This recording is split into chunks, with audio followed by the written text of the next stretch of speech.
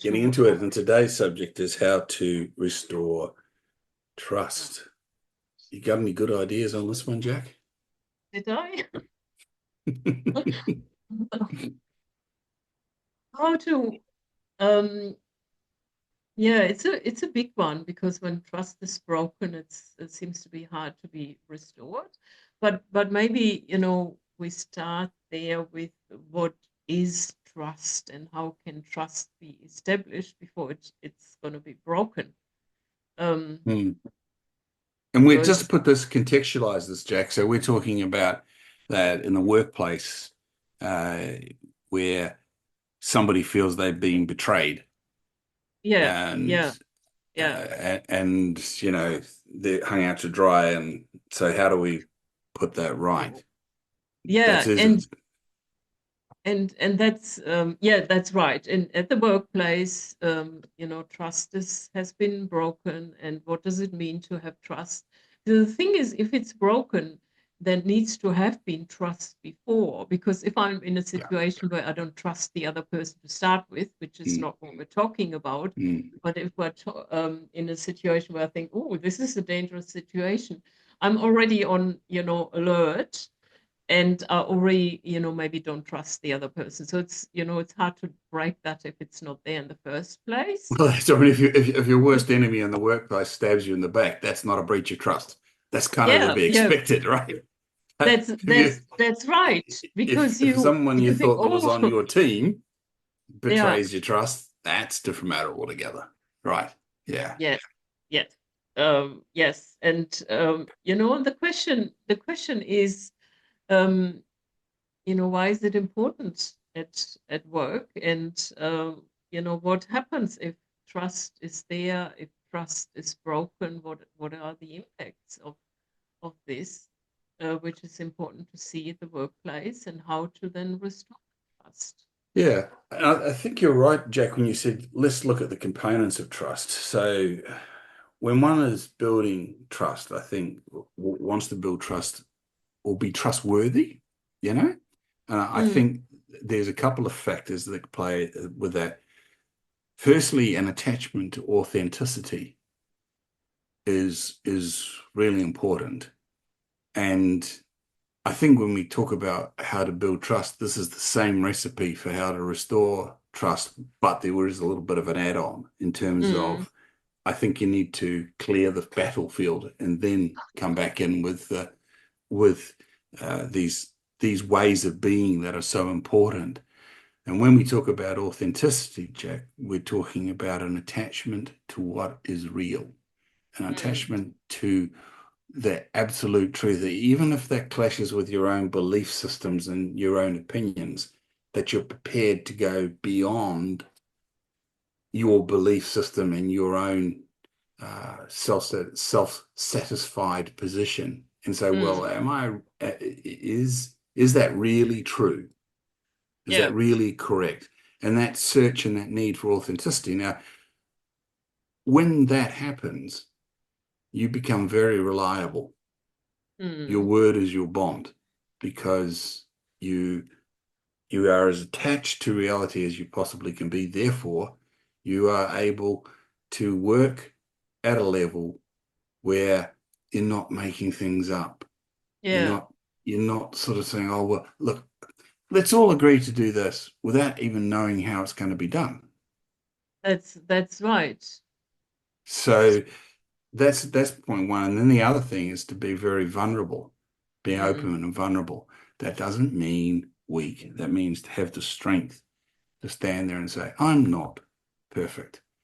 I know I will screw up and regularly do so.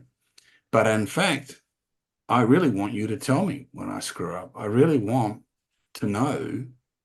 Please give me the opportunity to put right. Those are two elements that come to my mind really straight off the bat that say Yeah. if you don't have those, you're not going to be trustworthy, ergo, you're not going to be able to develop trust. Yeah. Yeah. I agree 100%. Authenticity and vulnerability are core to this.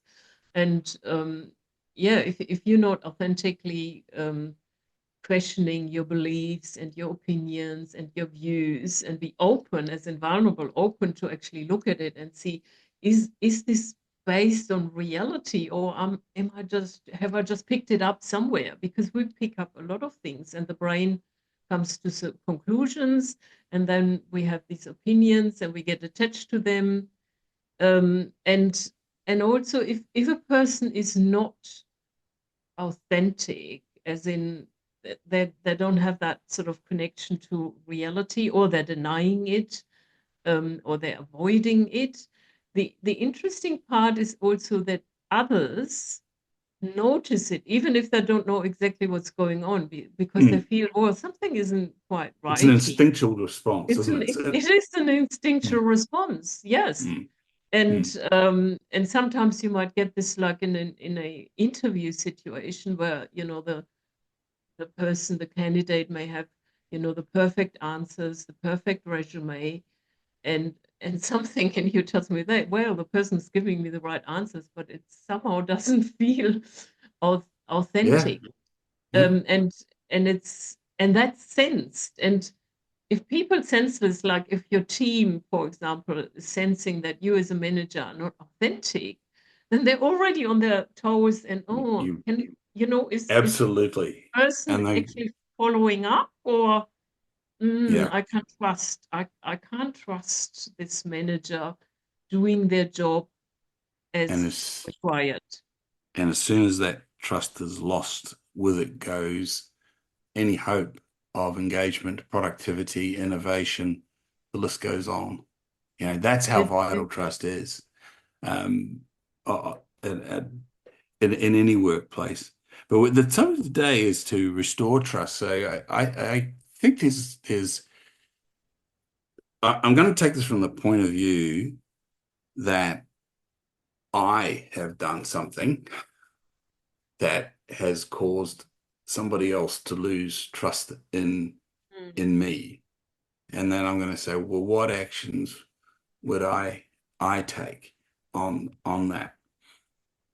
I think first and foremostly, I would be responsible around it and own my actions or words or whatever, and go to the extent of proffering a proper apology, which does not include justifications, by the way. It is not an apology, it is a justification. I'm sorry, but I'm sorry. The reason I did that though, yeah, yeah. It yeah, I'm sorry, but what else could I have done? Um, that is very important. And um, it it always comes back to open and straightforward communication. And doesn't it? as it always comes back, it's like, Yeah. what can I do? Yes, you can talk about it. You can actually go and talk to your manager, or the other way around, and find out, you know, what has happened, or have I overstepped a boundary, or something is wrong. And it's so, sometimes I find it comical that we do so much to not talk Yeah, we about it. go we go to huge No, efforts to not actually do it. But it's also interesting because I think, sometimes you feel a lack of trust before it becomes apparent. Just like we were talking before, yeah. that's authenticity. And what's really important, I'd like our listeners to really get a grip on, is that we are feeling beings that justify our actions with the facts that are around us. So, Mm, we do everything on feel. We are constantly with our feelers out there, working with each other, and it is a gut feel. So don't ignore it. It's not always right, but if you have the courage and the vulnerability to say, look, I'm feeling that this isn't working right. There's something amiss here. Am I responsible for some of it? And then listen. Shut mm. up and listen. Well, be quiet. Excuse me Oh, for being no, so no, blunt, no. but Shut up and listen. Um, yeah. yeah. And don't justify whatever it is. Even if you're 100% in the right, allow the other party to work that out themselves. as Yeah. they work, that they are stuck on something. You've offended them. You've caused some upset. That you've got upset. And if And they get the opportunity to talk it out with you, then they'll be able to file it away. But if they don't, yeah.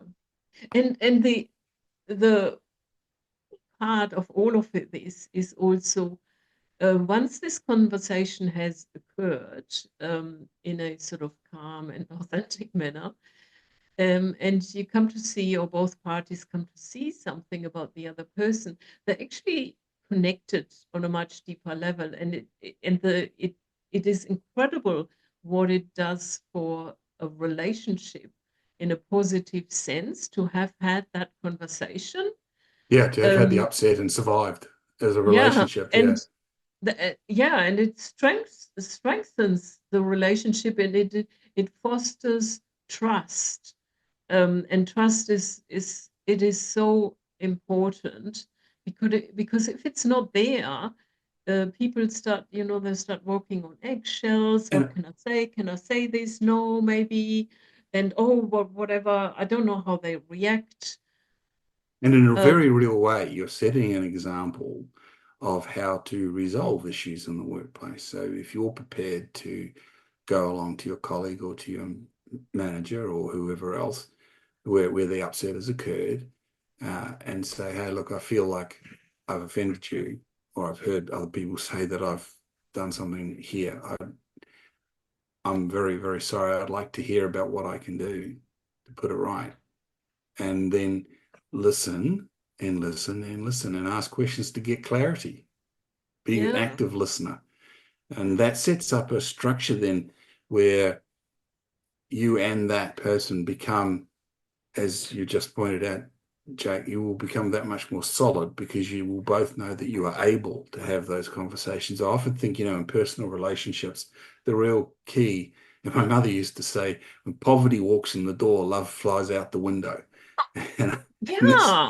and there's a lot of so when your relationship comes under test, that's the point. That's where do we have the skills, and it's not about, oh, I'm passionately in love, I'm so in love with you, I'm going to just let you have whatever you want, have your way. That ain't a working relationship. No, It's the ability to have this discussion between the two of you, even if you are upset and concerned and whatever, but to be able to get to a point of resolution and go, okay, everybody feels they've been heard. Both parties feel they've been heard, and you've come to a common understanding. Now you've put some real reinforcing steel into your relationship, that's right? right. And the And same you've thing happens in the workplace when you go through that. That's right. And you touched on something that is really important, um, is that the parties feel they've been heard. Mm, That is so important. That is so important. Sometimes I use this example in this context. We have these, grandparents or elderlies around us, and they kind of repeat the same stories often, and sometimes it can be a thing of the memory fading or something, but they want to be heard. mm, And I've practiced this with my mom. Then she comes with the same story. Oh, heard this before. But then what I do is I really get into it with her. Oh, really? This is what happened. This is awful. And she feels really hurt. And then the story is finished. It's complete. And because we don't do this, I know this is kind of a different example, but because with some of our relatives, we hear the same stories over and over again, and then go mm, on and on again the story, mm. but they want to be heard. And once you've done that, Yeah. this is complete. There's a quote somewhere in the Andrea method that hearing, really sitting and listening to someone, is next to loving them.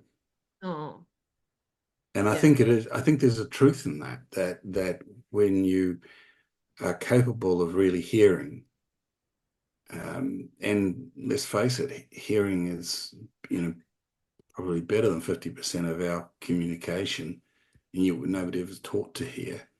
And that's a key part of this trust building thing. Mm. the ability to heal.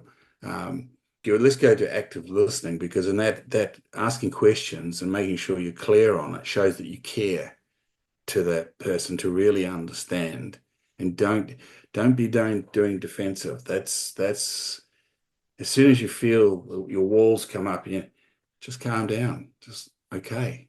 And and what it also reminds me of, I mean, I know it's a little bit maybe off track of today's topic, or because we're about leadership, but we're seeing this currently, in the global world affairs, where people have vastly different opinions, and they don't listen to each other. They just fight, and they just Yes. argue, and they just, sort of Mm, make the other person wrong for their worldview, mm, and that's not working. It doesn't resolve anything, and it actually takes something to ask these questions and to understand, well, why do they have this view? And what's also interesting is that when we're on these type of situations, we look at the differences, but when we start at, what do we have in common, we have maybe both parties have in common to improve the world, or improve the environment.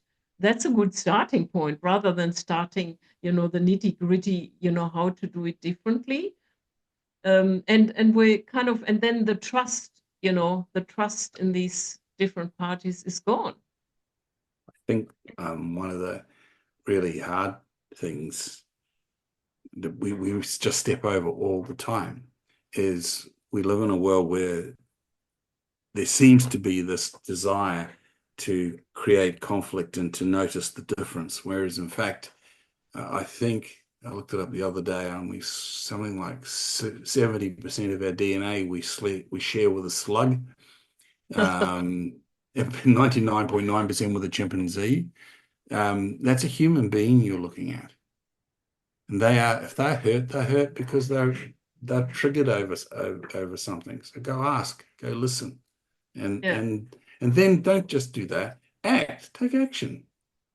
Whatever actions you might find after you've heard this person out of why they feel they can't trust you, they may have to actually talk themselves right around the loop and go, oh yeah, so maybe I should have done that, and that would have meant that you would have done that, and then this would never happen, right? Yeah, well, that's maybe that's that's right. that's right. I'll make sure I do my bit. You make sure you do your bit. But to regain that trust, it is you're going to have the courage to rock up And and have the conversation. yeah, and the thing is, if you don't have the conversation, um, you will make an opinion about the situation, which could be vastly wrong. And then, I as had you say, someone, when that gets magnified onto the national stage because you're not having a conversation, or you're deliberately misconstruing the situation in order to get advantage, you're just making yourself less trustworthy. yeah, and I think, because it's so exaggerated, as in, enhanced, on the global stage, it is a really good example to see what it does. It absolutely corrupts Mm, systems. And mm, and in the workplace, you may have someone sit in your team who is a good performer, and for some reason things have changed. And I've also heard this a lot, that then people say, oh, this person is lazy, or whatever. Have you actually spoken to them? If they have a change in performance, mm. something have had happened. Something's going on. Something is going on. So the first thing is to find out and have a chat. Mm, And and and it is, that's the thing that is mostly avoided in people are, and this is the thing that can eradicate problems at the start, so they don't actually become a problem. mm. They don't evolve, or blossom into some cauliflower problem, because you just had a conversation with the person. Sometimes it may take 5 minutes. um, And, and and and of course, and of course, that also is the effect. If you've been consistent who you are and where you're at and how you operate, um, up until a time of upset, that it's much easier to get back on track than if you're erratic and you're inconsistent and you don't behave in a trustworthy manner. You're not authentic. And it's always easier to be authentic than it is to lie. Why? Because you don't have to remember the lies. You just be you, just It turn is. up, just say sorry. It's okay. I ain't It perfect. takes so much energy to put up a lie or put up a facade because permanently you're reminded that oh, I need to put up this facade. But if you're Mm. authentic, you don't have to do any of that. No. Um, and it actually releases energies so you can focus on what you want to do rather And the than really, focus on, oh, and then to pretend I'm that person. that's right. And the really beautiful thing is because you'll be calm, others will calm down around you. They'll Yeah, go, good ah, point. no, Yeah, you're good not, point. you don't have shield up, do you? No, well, no, I can just take mine, put my shield down. Communication happens. It's Yeah, only a human have the courage to have the chat. I yeah, love my wife dearly, but she's one of the most courageous people I know. And just going up to people like yesterday, we had a bizarre situation where both our cars broke down within 12 hours of each other, and resulting in her being um, marooned down at the local car fix place, not be able to get home. So what does she do? She turns around to a lady that just dropping off her car and being picked up. I said, would you mind if I got a lift with you back up the hill to Moggle? No, no, no problem. She explained the situation that we couldn't do anything. And there was no problem in that. And they dropped her off quite happily. But because she had the courage just to ask, solve the problem. I'm busy trying to find people, friends to go down and get her. And she rings me and goes, no, no, I've and solved the problem. I just asked somebody to give me a lift. yeah, someone who was already there. Isn't that Somebody incredible? was, And people love to help. I mean, yeah. I always found, if they can, they will help because And, people love and, to help. and people love to resolve disputes too, because the energy that it takes to continue a dispute is Oh, insane. I mean, I'm a trained mediator, right? So, yeah. and the first things in that is to ensure that this going to this point of being heard. Um, when one party has heard the other, you can see the physical change in them. Oh, right. I've got that all off my chest and I know they've heard it. And then the other thing that happens physically in those circumstances is the aha moments when they hear from the other side. Yeah. There's the other side of the coin. So you really, I guess, I suppose, in a way, what I'm asking people to do in these circumstances is go self-mediate. Yeah, go to the person and say, hey, what's happened here? Um, can we talk about it, please? In fact, a good way of introducing that conversation is, look, something's gone down here. Obviously, this is going to could be a difficult conversation. Is this a good time for us to talk, or would you like to set another time and place, and then we get to talk? That way, if they grant you permission to talk right then yes, you've been granted permission to get on with the subject. If they say no, look, I'd rather talk about it at that time, then you're going to have that Mm. conversation at that time. It's an appointed thing and it's agreed that you can have a difficult conversation. You can say difficult things because you've asked That's permission. that's a very good point because you have to have the right time and the agreement with the other person. If you want to talk to your manager in the middle of the day and they're managing all these, challenges and meetings, that's not a time to have that type of conversation. Yeah. Um, and that will set you off the wrong foot if you try this. Yeah. And You can't force this conversation on people. yeah, You can't sort of sandbag them and say, oh, no, I'm going to have to tell you, well, I've got you on a headlock here. I'll tell you what you need to know.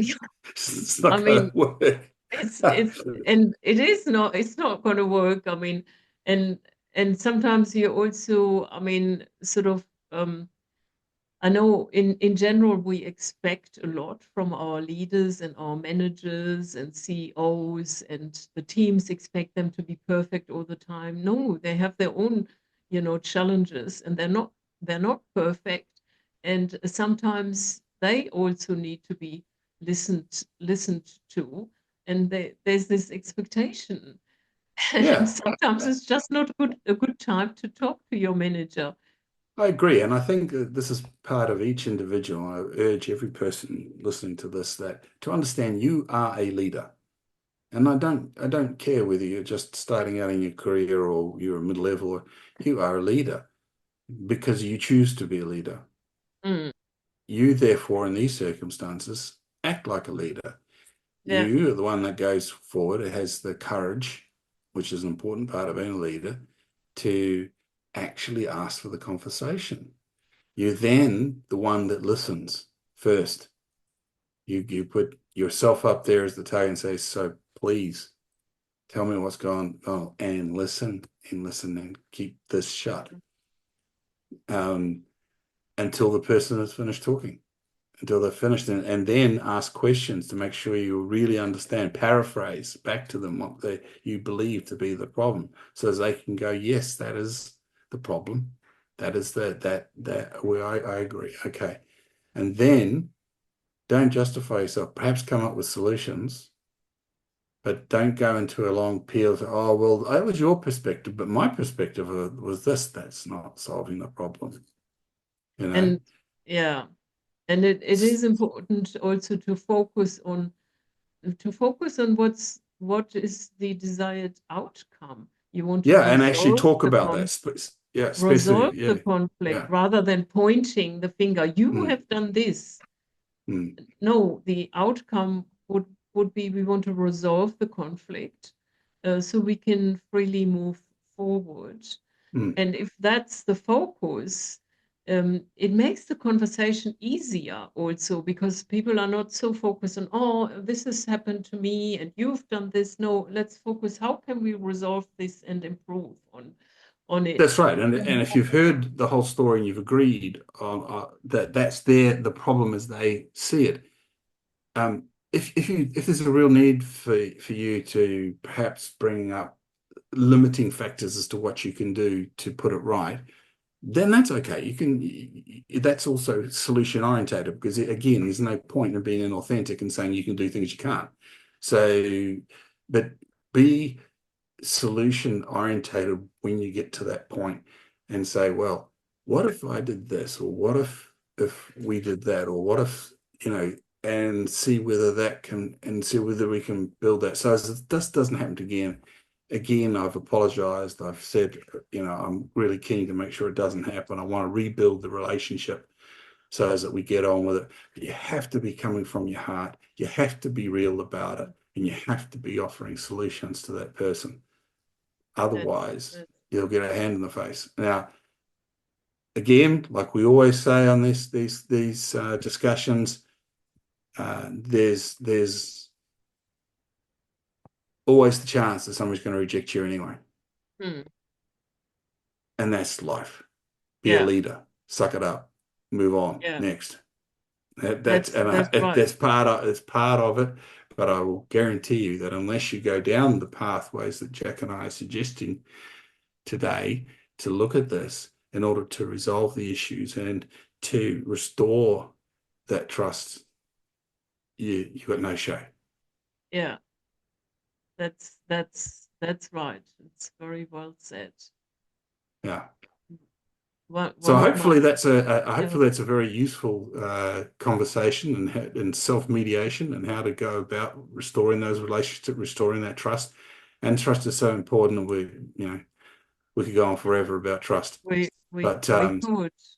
And just imagine, I mean, having a team where this trust is established, um, how the workplace will look like if this level of trust is there to have the open conversations, to resolve conflict, to move on, find resolutions, and be able to have that openness and the trust. I mean, it's a whole. Some people don't even have a concept or mental model of what that would look like in a yeah, workplace. And it is also possible. It is possible to do that, and everyone, you the start, whoever, mm, wherever you are, You're the You don't have leader. to be the you're the leader. You don't have to be the CEO. There's an Mm, incredible ripple effect that every person can cause mm, and cause to change their environment. And yep. it's not always going to go very smooth sailing, but better than just doing nothing. But it's better, and it's better to be the cause of your own life than to be at the effect. Yeah, So that's take right. control of yourself. And look, if you've got any questions, send us emails, get in touch. There's plenty of more information up on our websites and all the rest of it. And we're happy to respond. And if you want to have a chat to us or talk about working together, you know where to find us. But Okay, yeah. We love your feedback. We love your comments and your suggestions. so we'll see you next time. Yeah, see you next time. Cool.